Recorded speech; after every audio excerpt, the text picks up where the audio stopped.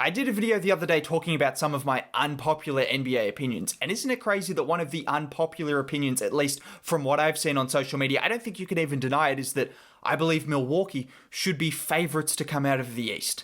Yes, favourites, or at the very least 50-50, because if you were to poll 100 NBA fans, how many people would say Brooklyn are coming out of the East?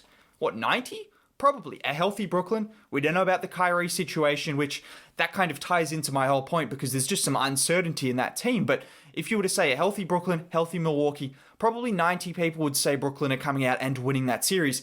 And I don't need to tell you just off this, I guess, evidence that isn't there. How about some evidence that is actually there? The general manager survey that just came out. That's something tangible. These guys run NBA teams, right? They've got some idea.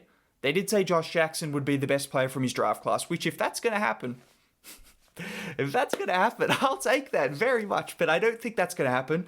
Also said Chris Dunn would be the second best, but we're not throwing shade at them. All I'm saying is from the survey that came out, 10% of the votes went to Milwaukee winning the championship and 80% went to Brooklyn, or 70%, something of that nature, and a bit more to the Lakers as well. So Milwaukee were the third favorite despite winning the championship last year, and Brooklyn were just an overwhelming favorite. For context, yes, context is key. Last season, after the Lakers won the championship, the next season to repeat, the general managers gave them an 80% chance. In fact, you know that Clippers team that blew the 3-1 lead? Yeah, the following season, general managers combined to give them an 11% chance at winning the championship, as opposed to the Bucks, a 10% chance. So a team that blew a 3-1 lead versus a team that I guess won a championship.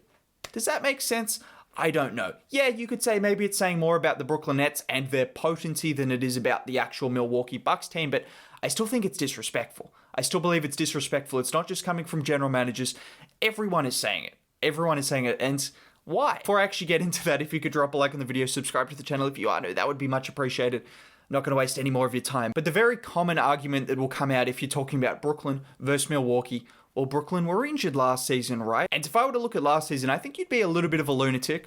I'm going to call you out, I'm sorry. I think you'd be a little bit of a lunatic to say Brooklyn wouldn't have won that series if they were healthy. The way they were playing, the way Milwaukee was playing as well, they would have won that series. They nearly won that series anyway.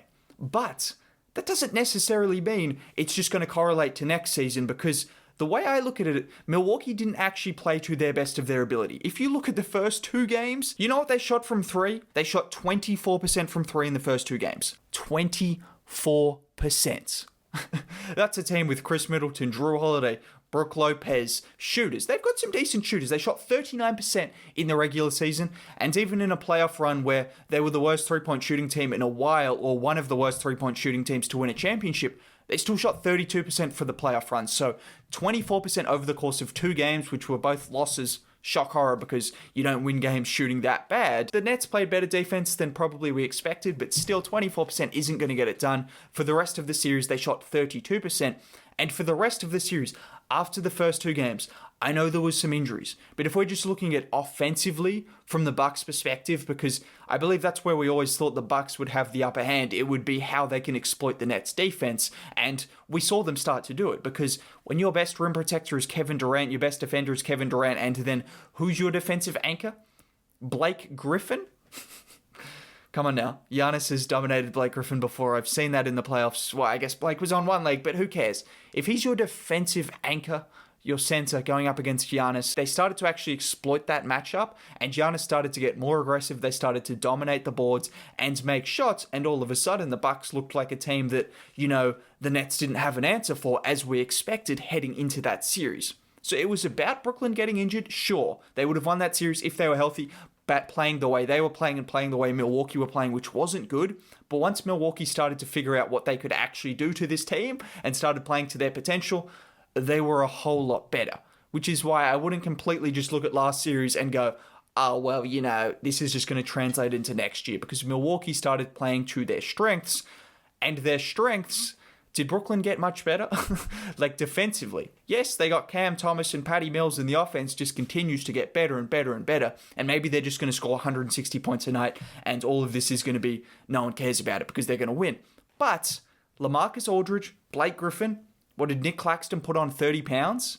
I just don't see the defense. I still see the Bucks having a clear route to scoring, a clear route to getting every single look they want. which they had a lot of the looks they wanted. And sure, they lost Kyrie Irving to injury, but did they lose any of their key defensive pieces? No. They don't have any key defensive pieces apart from, I guess, Kevin Durant. So that's the reality. I don't want to spend the whole time talking about this two matchup because I actually want to talk about the Bucks and what they've done. But in general, if I'm looking at this matchup, I can see a definite route for the Bucks winning that series, and I wouldn't have it so heavily in favor of the Nets like everyone seems to believe. That's my thoughts on it anyway. Not to mention, just talking about the Bucks in general, they got a little bit better. They did lose PJ Tucker. It's so hard to measure if PJ Tucker is a really key piece or not. He played well. He was persistent defensively. He crashed the boards at times against Kevin Durant. I mean, he didn't really stop him, but he was also, he was hassling him and he took energy out of him, which does count to something. But he didn't really do anything at all on offense. And trust me, I'm a big believer in defense. I do rate defense very highly, but there was no offense going on. So how important was he actually? It's hard to tell. I liked his partnership with Bobby Portis because Bobby Portis was obviously the offensive-minded guy that could really give you that spark. So it's not great to lose PJ Tucker. I'm not going to sugarcoat that. You would have liked to keep him ideally. But I also look at what they did for a team that shot 32% in the playoffs from three-point range and a team that should be shooting better with Giannis and having the spacing around him. They got better in that department. Much better. Grayson Allen shot 39% from three last season on over 5 attempts a game. They bring him in. And more importantly than just bringing in some guys that could shoot, because they had some guys that could shoot that couldn't get a game because, aka Bryn Forbes I'm talking about, he was getting exposed defensively. Grayson Allen, DiVincenzo, even bringing in now George Hill. Jeff Teague played minutes for them last season in the playoffs. Serious minutes. Quite a lot of them.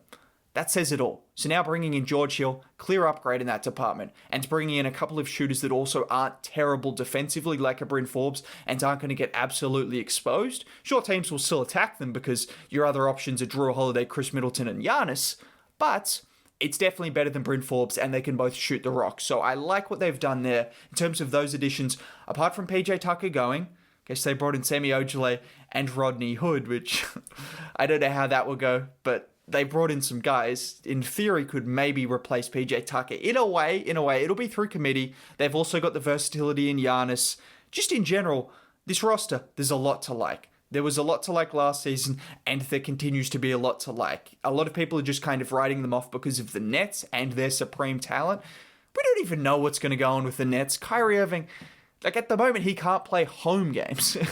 And whatever, I'm not getting into that, but all I'm saying is the Bucks have so much more certainty. They're coming off a championship, and also some of these stylistic concerns that people had initially about the Bucks. How would their drop coverage work? Could they be switchable enough? Could they do what would matter in the playoffs? Because against the Heat, obviously we saw it didn't really work. Well, they answered those questions. Brook Lopez at times was really important, crashing the boards and being good offensively. We saw it against Atlanta when he needed to be big and he needed to be good inside without Giannis.